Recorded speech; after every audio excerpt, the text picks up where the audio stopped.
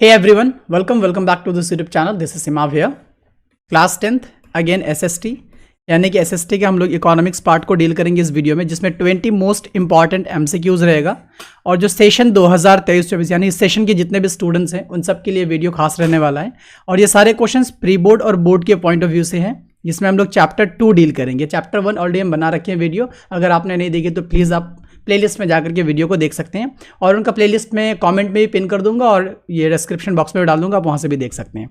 तो चलिए मूव करते हैं फर्स्ट क्वेश्चन की तरफ।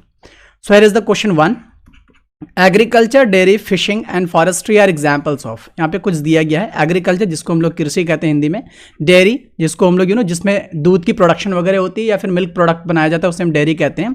एंड देन थर्ड हम लोगों को बोल रहे हैं फिशिंग यानी कि मछली पकड़ने का प्रोसेस जो होता है। एंड देन फॉरेस्ट्री यानी कि वानिकी यानी फॉरेस्ट से रिलेटेड, वन से रिलेटेड, ये सारी चीज़ें जो दी रखी है ये कौन से सेक्टर का एग्जाम्पल है। ऑप्शन है tertiary sector, secondary sector, primary sector and none of the above. तो आप में से मैक्सिमम को मालूम होगा, so option C will be the right answer. ये सारे के सारे प्राइमरी सेक्टर्स के क्या हैं, एग्जाम्पल्स है। टर्शरी नहीं होगा, सेकेंडरी भी नहीं होगा, so the answer will be primary sector, यानी कि प्राथमिक क्षेत्र की ये सब के सब उदाहरण मिल जाएंगे आपको। चलिए next question. So here is number 2, which of the following comes under the tertiary sector. अभी हमने बात करी 3 सेक्टर, जो कि प्राइमरी है, दूसरा सेकेंडरी है, तीसरा टर्शरी है। तो यहाँ पे बताया जा रहा है कि यहाँ पे कुछ ऑप्शन है, इन ऑप्शंस के अकॉर्डिंग बताओ टर्शरी सेक्टर में कौन सा आएगा।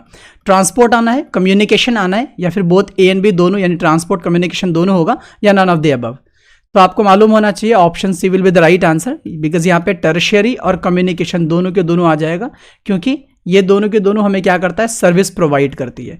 और सर्विस प्रोवाइड करने वाला जितने भी काम होते हैं वो सबके सब टर्शियरी सेक्टर में चले जाते हैं। सो नेक्स्ट है number 3 is here, dash shows how big the economy of a country is. यहाँ पे 4 ऑप्शन दिया गया है। इन 4 ऑप्शन में से बताना कि वो कौन सी चीज़ है जो हमारे इकोनॉमी को, किसी भी कंट्री, किसी भी देश के इकोनॉमी को, अर्थव्यवस्था को क्या करता है, बड़ा बताता है। कि यानी क्या चीज़ है वो हमें इकोनॉमी को बड़ी बताएगी। GSDP बताता है, या GDP बताता है, या फिर PPP PPP बताता है, या नन ऑफ द अबव। तो आप लोगों को मालूम होगा मैक्सिमम को option B is the right answer. GDP जिसका फुल फॉर्म होता है ग्रॉस डोमेस्टिक प्रोडक्ट, यानी कि ये एक ऐसा मापन है जो किसी भी कंट्री का ज़्यादा बड़ा होने का क्या करता है, प्रमाण देता है, उसके बारे में बताता है। कि आपकी GDP जितनी ज़्यादा होगी, GDP जितना बड़ा होगा, आपकी कंट्री की सिचुएशन उतनी ही अच्छी होगी। तो ये हमें कौन बताएगा, GDP बताएगा। फुल फॉर्म हो जाएगा gross domestic product. So please keep in mind, कभी कभी फुल फॉर्म भी पूछ लेते हैं। अगला सवाल है number 4, in India which sector grew the maximum from 1970-71 to 2010-11। यानी कि भारत में 1970-71 से 2010-11 तक किस क्षेत्र में, यानी कि किस सेक्टर में सबसे अधिक वृद्धि हुई है, सबसे ज्यादा ग्रोथ हुआ है, किसमें, 1970-71 से लेकर 2010 तक। ठीक है, 10-11 तक आप कह सकते हो। सो ऑप्शन है प्राइमरी सेक्टर, क्या वो प्राथमिक क्षेत्र में है, या फिर सेकेंडरी सेक्टर यानी कि द्वितीय क्षेत्र में, या टर्शियरी सेक्टर तृतीय क्षेत्र में, या क्वार्टरनरी सेक्टर यानी चतुर्थ क्षेत्र में। तो ऑप्शन यहाँ पे सी सही होगा, क्योंकि 1970-71 से लेकर के अगर हम बात करें 2010-11 तक, तो सबसे ज़्यादा वृद्धि जो हुई है वो टर्शियरी सेक्टर में हुआ है। और एडिशनली एक बात बता रहा हूँ, 1970-71 में ज़्यादातर प्राइमरी सेक्टर से लोग जुड़े थे, लेकिन धीरे धीरे ये सेक्टर डाउन होता गया और टर्शियरी सेक्टर में चीज़ें बढ़ने लगी, यानी कि एम्प्लॉय स्पेशली क्या करने लगा, बढ़ने लगा। तो option C will be the right answer, यानी कि तृतीय क्षेत्र में 1970-71 के कंपैरिजन में 2010-11 तक क्या हुआ है, वृद्धि देखने को मिला है। नंबर 5 है, more than half of the workers in the country are working in the primary sector mainly in. आपको बताया जा रहा है कि देश में आधे से अधिक कर्मचारी, जितने भी हमारे प्राइमरी सेक्टर में देश है, आधे से अधिक वर्कर्स जो है, कर्मचारी प्राथमिक क्षेत्र में काम कर रहे हैं। वो कौन सा काम है, ये सब के सब प्राइमरी सेक्टर का क्या एग्जाम्पल है, fishing, mining, agriculture, none of the above. अगर हम इन 3 की बात करेंगे, ये तीनों के तीनों प्राइमरी सेक्टर से बिलोंग करते हैं। बट प्राइमरी सेक्टर के कौन सा क्षेत्र है, सबसे ज्यादा वर्कर्स क्या रहते हैं उसमें संलग्न हैं, उससे जुड़े हैं, क्या वो फिशिंग है, क्या वो माइनिंग है, या एग्रीकल्चर, या इन तीनों में से, चारों में से कोई नहीं। तो ऑप्शन सी होगा, agriculture will be the right answer, क्योंकि कृषि का क्षेत्र ऐसा है जिसमें प्राइमरी सेक्टर के सबसे ज्यादा वर्कर्स कृषि में क्या है, बिजी हैं, उनसे जुड़े हैं। अगला सवाल है number 6, the national rural employment guarantee act was passed by the government of India in dash.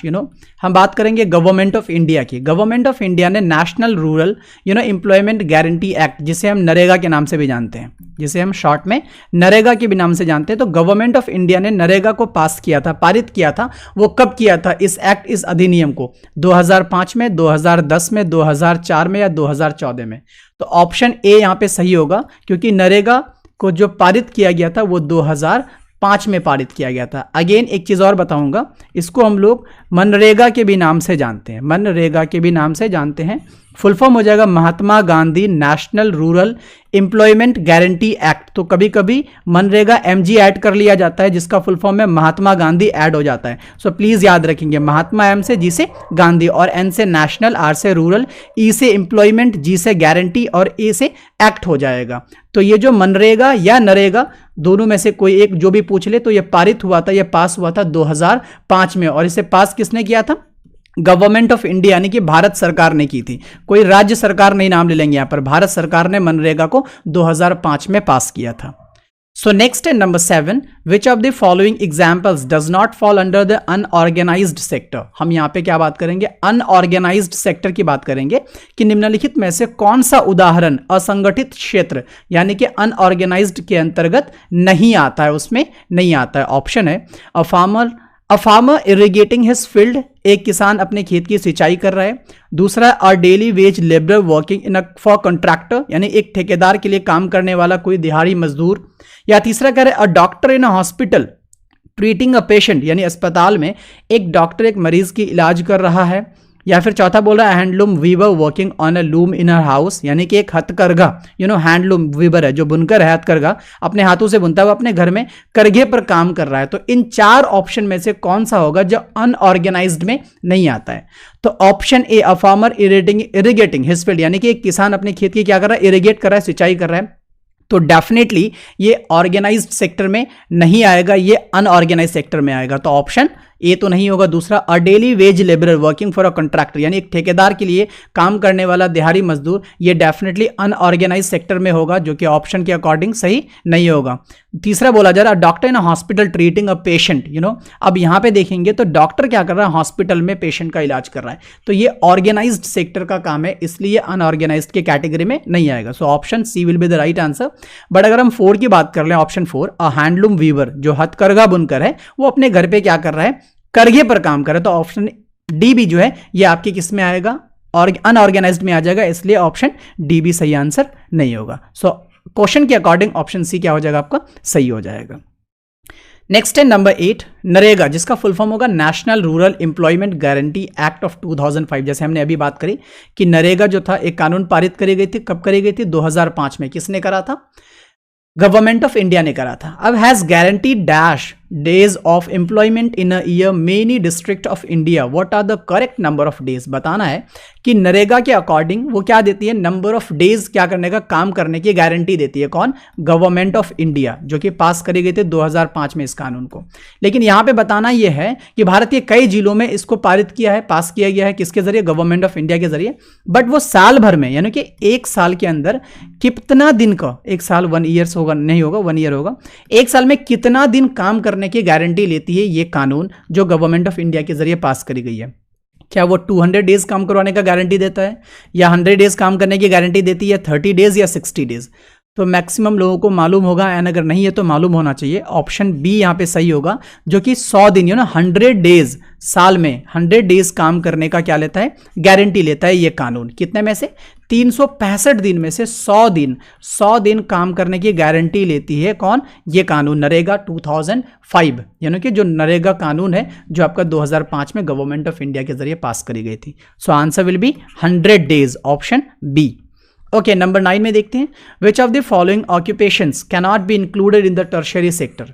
इनमें से कुछ ऑक्यूपेशंस दिए गए हैं, जो कुछ व्यवसाय का नाम दिया गया है, ठीक है। इनमें से वो बताना है जो टर्शियरी सेक्टर के कैटेगरी में नहीं आएगा, यानी कि तृतीय क्षेत्र में शामिल नहीं किया जा सकता है। क्या कुरियर सेवा को, या बास्केट वीवर को, या कॉल सेंटर एम्प्लॉय को, या ट्रांसपोर्टर को? तो देखो कि कुरियर जो आपके सामान को एक जगह से दूसरी जगह पहुंचाने का काम करता है वो, या बास्केट वीवर जो टोकरी बुनने का काम करता है वो, या कॉल सेंटर एम्प्लॉय जो कॉल सेंटर कर्मचारी या कॉल सेंटर में काम करने वाले एम्प्लॉयज होते हैं वो, या फिर ट्रांसपोर्टर जो ट्रांसपोर्ट को या मैंने एक सामान को एक जगह से दूसरी जगह सामान पहुंचाने का जो काम करता है, एक्चुअली में जो व्हीकल्स चलाते हैं स्पेशली, क्या वो? तो आपको मालूम होगा option B will be the right answer. ये जो है टोकरी बुनने वाला जो बास्केट वीवर है ये एक्चुअली प्राइमरी सेक्टर के कैटेगरी में आएगा, प्राइमरी सेक्टर के कैटेगरी में आएगा। इस पॉइंट ऑफ व्यू से ये काम जो है यानी बास्केट वीविंग का जो काम है ये टर्शियरी सेक्टर के कैटेगरी में नहीं आएगा। बाकी courier, call centre employ, transporter ये तीनों के तीनों टर्शियरी सेक्टर में आ जाएगा, जो कि एक तौर पे ये सर्विस प्रोवाइड कर रहा है, और सर्विस प्रोवाइडर जितने भी होते हैं वो सबके सब टर्शियरी सेक्टर के कैटेगरी में चले जाते हैं। सो अगला सवाल है number 10, which sector has lost its share in GDP but still continues to be largest employer. कह रहा है कि किस क्षेत्र में सकल घरेलू उत्पाद यानी कि जीडीपी, ग्रॉस जिसको हिंदी में सकल कहते हैं, डोमेस्टिक यानी कि घरेलू, प्रोडक्ट यानी कि उत्पाद में अपना हिस्सा खो दिया है। यानी कि वो कौन सा सेक्टर है इन चार ऑप्शन में से जो जीडीपी में बहुत बड़ा हिस्सा अपना क्या कर दिया है, लॉस्ट कर दिया है, खो दिया है। बट लेकिन अभी भी अगर हम एम्प्लॉय की बात करेंगे, कर्मचारी की बात करेंगे, या नियोक्ता बना बैठा है, वो कौन सा सेक्टर है जो जीडीपी में अपना रोल प्ले कम कर रहा है लेकिन एम्प्लॉयज बहुत ज्यादा घुसे पड़े हैं उस सेक्टर में? क्या वो प्राइमरी सेक्टर है, क्या वो सेकेंडरी है, या टर्शियरी, या फिर ओनली सी यानी कि टर्शियरी होगा? तो याद रखेंगे ऑप्शन ए होगा यहाँ पे, जो कि प्राइमरी सेक्टर में होगा। एक्चुअली में प्राइमरी सेक्टर से जीडीपी में हिस्सा बहुत कम है इंडिया को, लेकिन अगर हम एम्प्लॉय की कैटेगरी में जाके देखेंगे, एम्प्लॉय के केस में, रोजगार के केस में अगर जाके देखते हैं तो प्राइमरी सेक्टर में आज भी हिंदुस्तान के बहुत सारे एम्प्लॉय का हिस्सा कहां पे चला जाता है, प्राइमरी सेक्टर में जाके घुसा पड़ा है। सो please keep in mind GDP में प्राइमरी सेक्टर का रोल कम है लेकिन एम्प्लॉयज के मामले में बहुत आगे है अभी भी। चलिए number 11, which of the following measures the proportion of children that die before the age of 1 year as a proportion of 1000 live children born in that particular year? यानी कि किसी खास वर्ष में, किसी विशेष वर्ष में 1000 जीवित बच्चों के अनुपात में अगर 1 वर्ष से कम आयु वाले बच्चों का जो मर जाता है तो इस अनुपात को हम किस चीज से डिनोट करते हैं? IMR यानी कि इन्फेंट मोर्टालिटी रेट कहते हैं, या लिटरेसी रेट कहते हैं, या नेट अटेंडेंस रेशियो कहते हैं, या ड्रॉप आउट रेशियो कहते हैं। तो याद रखेंगे 1000 लाइव चिल्ड्रन यानी कि जीवित बच्चों में से 1 साल से कम उम्र के बच्चे की जब मृत्यु हो जाती है तो इसको इन्फेंट मोर्टालिटी रेट कहते हैं। सो ऑप्शन ए होगा इन्फेंट मोर्टालिटी रेट। हिंदी में इसको शिशु मृत्यु दर कहा जाता है। लिटरेसी रेट बिल्कुल भी नहीं कहेंगे, क्योंकि लिटरेसी साक्षरता यानी कि पढ़ने लिखने की बात से डिसाइड करता है, डिपेंड करता है। एंड देन ऑप्शन सी की बात करेंगे नेट अटेंडेंस रेशियो, तो ये भी नहीं होगा। एक्चुअली में नेट अटेंडेंस रेशियो 14 से 15 साल के बच्चों को लिया जाता है, और ड्रॉप आउट रेशियो भी यहाँ पे नहीं होगा। सो please keep in mind option A will be the right answer. इस तरह की चीजों को हम क्या कहेंगे? IMR इन्फेंट मोर्टालिटी रेशियो यानी कि शिशु मृत्यु दर, या फिर यहाँ पे रेशियो के बदले आप रेट है, रेशियो भी कह सकते हो, आप रेट भी कह सकते हो। सो प्लीज कीप इन माइंड। तो शिशु मृत्यु दर भी कह सकते हैं, या शिशु मृत्यु अनुपात भी हम कह सकते हैं, ठीक है? दोनों के दोनों सही होगा। सो नेक्स्ट है number 12, dash refers to the activities which are undertaken by people with the object of earning money, कि उन गतिविधियों को संदर्भित करता है। यहाँ पे ऑप्शन के अकॉर्डिंग देखना है कि ये एक्टिविटीज उन एक्टिविटीज को बताता है जो लोगों द्वारा किया जाता है, किसके उद्देश्य से? पैसा कमाने के उद्देश्य से। यानी कि उस एक्टिविटी को हम क्या कहते हैं जिसको लोग पैसे कमाने के उद्देश्य से उस काम को करते हैं, उस गतिविधि को करते हैं? क्या वो ऑर्गेनाइज्ड एक्टिविटीज कहते हैं उसको, या अनऑर्गेनाइज्ड एक्टिविटी बोलते हैं, या इकोनॉमिक एक्टिविटी बोलेंगे, या फिर नॉन इकोनॉमिक एक्टिविटीज बोलेंगे? So please keep in mind ऐसे काम को हम इकोनॉमिक एक्टिविटीज कहेंगे, जिसे हम हिंदी में आर्थिक गतिविधि कहते हैं। आर्थिक गतिविधि ये एक ऐसी गतिविधि, एक ऐसा क्या है, एक्टिविटी है जिसको इंसान करने से क्या मकसद रखता है? पैसे कमाने का मकसद रखता है। सो प्लीज इस तरह की एक्टिविटीज को हम क्या बोलेंगे? इकोनॉमिक एक्टिविटीज कहेंगे। Okay, number 13 is here. The sectors are classified into organized and unorganized sector on the basis of, देखो सेक्टर को क्लासीफाई करेंगे दो इंपॉर्टेंट सेक्टर्स में, एक को बोलेंगे ऑर्गेनाइज्ड, दूसरे को बोलेंगे अनऑर्गेनाइज्ड। बट किस बेस पे इसको हम ऑर्गेनाइज्ड या फिर अनऑर्गेनाइज्ड कह सकते हैं? ऑप्शंस यहां पे दिया गया है, एम्प्लॉयमेंट कंडीशन को देख करके, या नेचर ऑफ इकोनॉमिक एक्टिविटी को देख के, या ओनरशिप ऑफ द एंटरप्राइजेज यानी एंटरप्राइजेज के ओनरशिप को देख के, या number of workers employed in the enterprise यानी कि एंटरप्राइज में कितने वर्कर्स काम कर रहे हैं उसके बेस पे। तो प्लीज कीप इन माइंड जब हम ऑर्गेनाइज्ड और अनऑर्गेनाइज्ड की बात करते हैं तो उस कंडीशन में हम एम्प्लॉयमेंट की कंडीशन देखते हैं। क्या देखते हैं? एम्प्लॉयमेंट की कंडीशन, यानी कि रोजगार की स्थिति को देखते हैं। उस बेस पे हम उस सेक्टर को क्या कहेंगे? ऑर्गेनाइज्ड कहेंगे और अनऑर्गेनाइज्ड कहेंगे। अगर आपको डीपली समझना है कि ऑर्गेनाइज्ड और अनऑर्गेनाइज्ड क्या होता है तो मैं आपको सजेस्ट करूंगा कि प्लीज एनसीईआरटी का बुक उठा करके आप दोबारा से एक बार चैप्टर 2 को थोड़ा सा रिवीजन कर लें, रीड कर लें। आपको बहुत ही बेटर तरीके से इन दोनों की डेफिनेशन या फिर इन दोनों के बारे में अच्छी से मालूम हो जाएगा। सो प्लीज मैं रेफर करूंगा एनसीईआरटी का चैप्टर 2 दोबारा से आप लोग जाके पढ़ लें। सो प्लीज ओके, नंबर 14 आता है इधर, disguised unemployment occurs when people, you know, प्रच्छन्न बेरोजगारी। ये भी बहुत इंपॉर्टेंट टॉपिक है। तब होती है जब, प्रच्छन्न बेरोजगारी कब होती है? जब do not want to work, जब काम नहीं करना चाहता उसको बोलेंगे हम लोग डिस्गाइज्ड एम्प्लॉयमेंट, या फिर are working in lazy manner, you know, आलसी तरीके से जो काम कर रहा है उसको बोलेंगे डिस्गाइज्ड अनएम्प्लॉयमेंट, या फिर are working less than what they are capable of doing, यानी कि अपनी क्षमता से कम काम कर रहे हैं उसको हम डिस्गाइज्ड अनएम्प्लॉयमेंट बोलेंगे, या फिर not paid for their work, या फिर उनके काम के लिए कोई भुगतान नहीं किया जा रहा है उसको बोलेंगे disguised employment. So please keep in mind option C will be the right answer. Disguised unemployment occurs when people are working less than what they are capable of doing. Actually में क्या होती है कि यहाँ पे जो काम करी जाती है अनएम्प्लॉयमेंट सेक्टर में, तो इंसान को काम करने की क्षमता बहुत ज़्यादा होता है लेकिन उनसे काम बहुत कम करवाया जाता है क्योंकि सिचुएशन वैसी रहती है बेरोजगारी वाली। तो इस कंडीशन में जो आपका अनएम्प्लॉयमेंट यानी बेरोजगारी वाली जो सिचुएशन बनती है उसको हम बोलते हैं प्रच्छन्न बेरोजगारी। यू नो, एक एग्जाम्पल के तौर पर मैं लेता हूँ, एक छोटा सा लैंड है, जस्ट टेक एन एग्जाम्पल, इसमें ज़रूरत है 4 लेबरर्स की। आप अंदाजा लगा लो 4 लेबरर्स की जरूरत है, लेकिन इसमें जबरदस्ती कितने घुस जाते हैं? 8 लेबरर्स क्या होते हैं? घुस जाते हैं। अब यहां पे देखो जरूरत है 4 का लेकिन घुस गए 8। अब इस कंडीशन में कितने एक्स्ट्रा करें? 4 एक्स्ट्रा एम्प्लॉइज यहां कर रहे हैं, काम कर रहे हैं। तो इस तरह की बेरोजगारी को ही क्या कहा जाता है? प्रच्छन्न बेरोजगारी कहा जाता है। सो प्लीज कीप इन माइंड। अगला है number 15, identify the correct answer for their alternative provides. You know, यहाँ पे कुछ दिया गया ऑप्शंस, इनमें से चूज करनी है। Both TISCO and Reliance industries, ये दोनों के दोनों बहुत ही इंपॉर्टेंट इंडियन इंडस्ट्रीज है जिसको हम जानते हैं। एक तो है टिस्को और दूसरा है रिलायंस इंडस्ट्रीज जो तरह तरह की चीज़ों को क्या करता है? बनाता है। आर ओन्ड बाई, यानी कि टिस्को और रिलायंस इंडस्ट्रीज किसके जरिए ओन करी जाती है? किसके जरिए स्वामित्व का अधिकार जताया जाता है? गवर्नमेंट के जरिए, यानी कि ये टिस्को और रिलायंस इंडस्ट्रीज गवर्नमेंट का है, या प्राइवेट कंपनी का है, या कोऑपरेटिव सोसाइटी का है, या jointly by private companies and the government, या फिर यहाँ पे प्राइवेट कंपनी और गवर्नमेंट दोनों मिलकर के रन करा रही है। So option C will be the right answer, because ये कोऑपरेटिव सोसाइटीज के जरिए ये दोनों के दोनों क्या कर रही है? इंडस्ट्रीज इंडिया में काम कर रही है। गवर्नमेंट नहीं होगा, प्राइवेट कंपनी तो है बट टोटली प्राइवेट नहीं कह सकते। और ऑप्शन डी में प्राइवेट कंपनी और गवर्नमेंट दोनों को घुसा दिया गया, इसलिए ये भी नहीं होगा। So option C will be the right answer, यानी कि एक सहकारी कंपनी है जिसमें लोगों का भी अपना रोल है। यू नो, इसमें लोगों का भी अपना रोल है और जो जो इंटरप्राइजेज हैं, जो इनके मालिक लोग हैं, उनका भी रोल चलता है। तो इन दोनों के मिला मिक्सअप करके ही इस तरह के कंपनीज क्या करती है? इंडिया में रन करती है। So option C will be the right answer.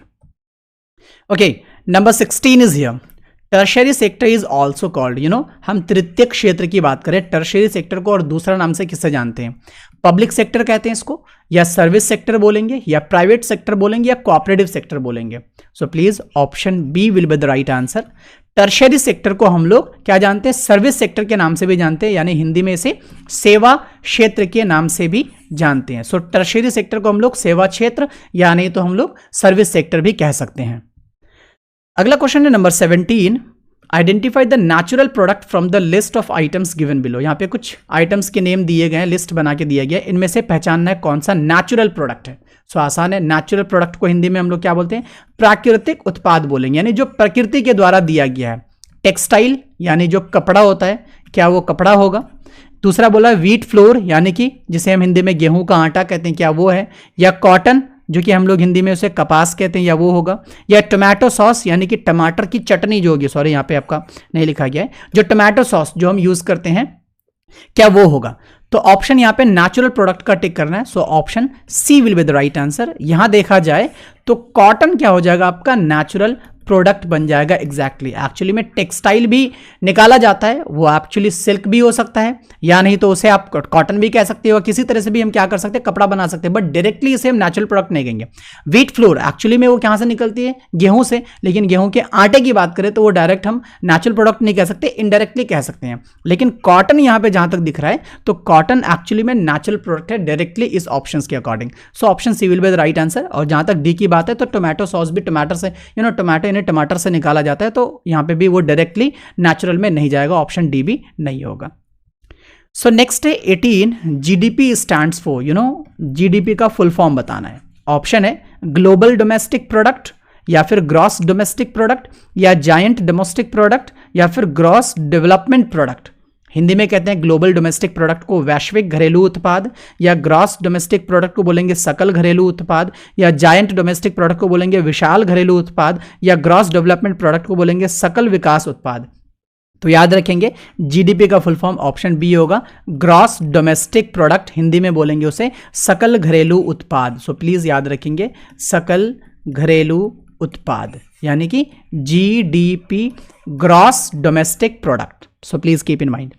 Number 19, यानी कि इस सेशन का second last question, the dash continues to be the largest employer in India.